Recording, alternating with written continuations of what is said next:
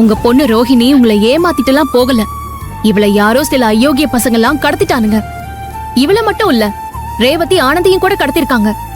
அவங்க கிட்ட இருந்து எழிலும் பிரபுவும் தான் போராடி காப்பாத்தி கூட்டிட்டு வந்திருக்காங்க.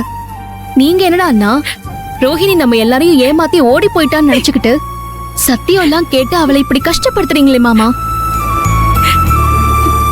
மாமா, நீங்க ரோஹிணியோட அப்பா. இவ மேல அப்பாவே சந்தேகப்பட்டா இதை விட கஷ்டமும் கொடுமையும் வேற யாரால மாமா கொடுக்க முடியும்?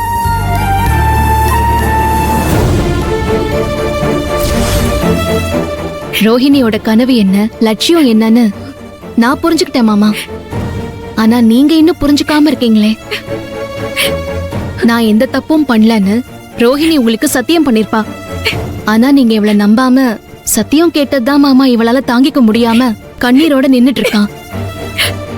அந்த கண்ணீர் உங்களுக்கு 1000 முறை சத்தியம் செஞ்சு கொடுத்ததுக்கு சமம் மாமா. தப்புதாமா, தப்புதான். என் பொண்ண நானே சந்தேகப்பட்டிருக்க கூடாது. என்ன மன்னிச்சிருமா. மாமா, மன்னிப்பை என்கிட்ட கேட்காதீங்க, ரோஹிணி கிட்ட கேளுங்க.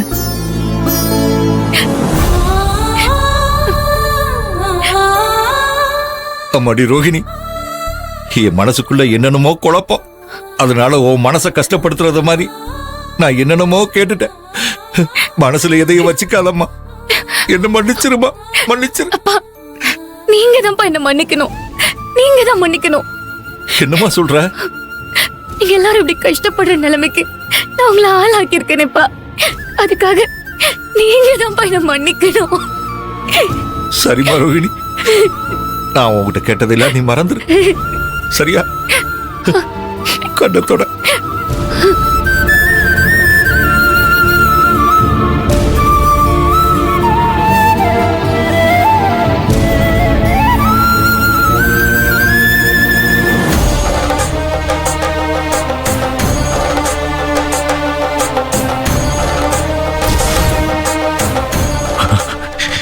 சாமி,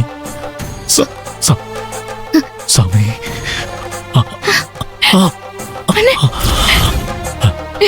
ரொம்ப எரியுதா? இல்ல, பரவாயில்ல.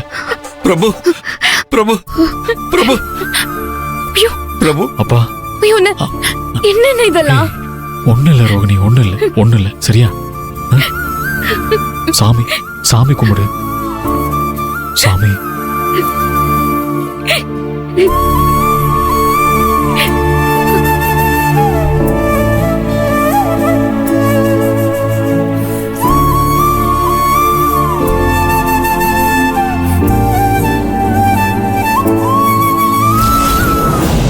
சாமி. தம்பி, இந்த பரிகார பூஜையை நல்லபடியா பண்ணிட்டீங்க. இதுக்கப்புறம் அம்மனுக்கு அர்ச்சனை பண்ணி அம்மனோட உத்தரவை கேட்ட வேண்டியதான். உங்களோட விரதத்துக்கும் வேண்டுதலுக்கும் பரிகார பூஜைக்கும் மனசு இறங்கி இந்த தாய் நல்ல தீர்ப்ப உத்தரவா கொடுக்கறாளான்னு பாப்போம். சரி.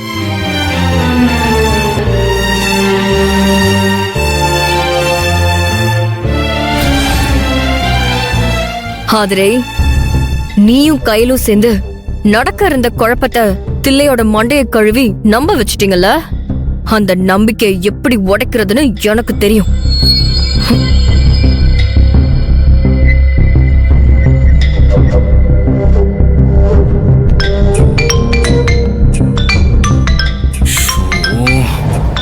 சொல்லி வாய மூடல, அதுக்குள்ள கூப்பிட்டாங்க.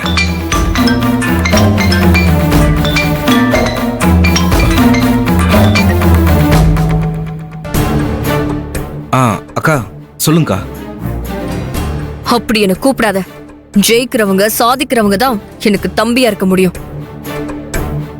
உன்ன மாதிரி யூஸ்லெஸ்ல என்ன அக்கான்னு கூப்பிடுறது எனக்கு பிடிக்கல. அக்கா, உங்களுக்கு என்ன நடந்துச்சுன்னு தெரியுமாக்கா? நடந்தது என்னன்னு தெரிஞ்சுக்கிட்டு எனக்கு எந்த பிரயோஜனமும் இல்ல. இனிமே நடக்க வேண்டியது என்னன்னு தெரிஞ்சுக்கோ. என்னக்கா சொல்றீங்க? ரோஹிணி இந்த கோவிலுக்கு வந்துட்டா. ரோஹிணிய அவங்க அண்ணன் பிரபுவும் எழிலும் காப்பாத்தி கூட்டிட்டு வந்துட்டாங்க. ரோஹிணி வாழ்க்கை நல்லா இருக்கணுங்கிறதுக்காக பிரபு பரிகார பூஜையை பண்ணிக்கிட்டு இருக்கான். அவங்க என்னதான் பூஜை பண்ணாலும் ரோஹிணி வாழ்க்கை நல்லா இருக்க கூடாது. நீதான் அவ கழுத்துல தாலிய கட்டணும். அதுக்கு நான் ஒரு ஐடியா சொல்றேன், அதையாவது கரெக்டா செஞ்சு முடிப்பியா? இனிமே நான் சொல்ல போறது இல்லக்கா, செஞ்சு காட்டுறேன். நீங்க உங்களோட பிளானை மட்டும் சொல்லுங்க.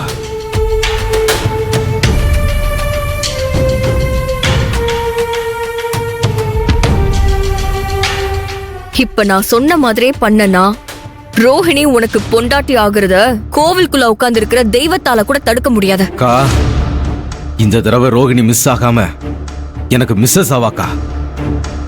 இது ஏன் மேல சத்தியம். இந்த சத்தியத்தை நீ சொல்லாத, ரோஹிணி சொல்லவே.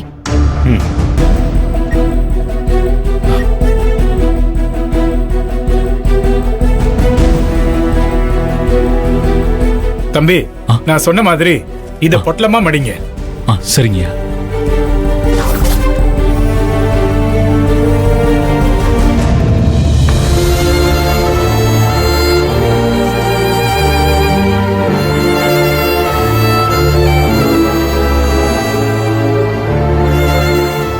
இந்த ரோகிணி இத மடிங்க தம்பி. சரிங்கய்யா.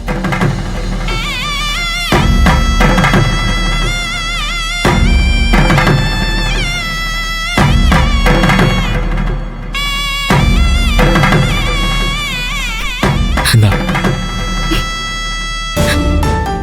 சாமி பார்த்து நல்லா ப்ரே பண்ணிக்கோ.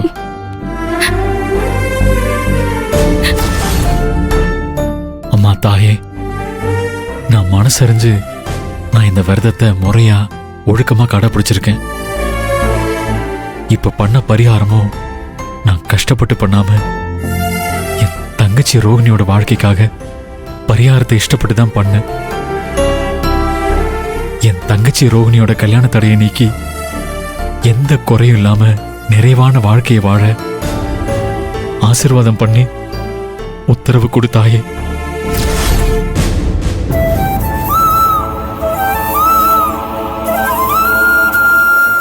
அது கொடு.